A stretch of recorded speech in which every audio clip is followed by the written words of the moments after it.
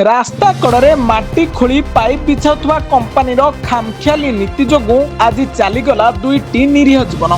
बामेबारी थाना बड़ कालीमाटी छकरे बाइक आरोही उपरे चढ़ीगला हाइवा चढ़ीजु घटी दुर्घटना पर उत्त्यक्त लोक मैंने क्षतिपूरण दाबी रे पलासपंगा बामेबारी रास्तार बड़ कालीमाटी छकरे रास्ता रोक करथिले।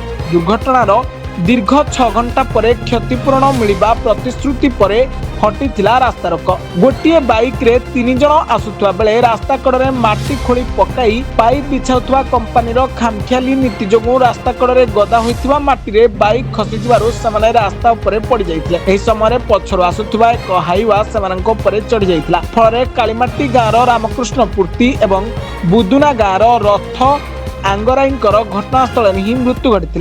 एसहित बुदुना गाँवर चंदन बारिक को गुरुतर अवस्था केन्दुझर धरणीधर मेडिकल कॉलेज को स्थानांतरित कराइथिला। दुर्घटना पर क्षतिपूरण दाबी रे उत्त्यक्त लोक माने बड़ कालीमाटी छकरे रास्ता रोक करथिले। बड़बिल्लू खଳାनंद शर्मा रिपोर्ट ब्लैकेट न्यूज ओडिया।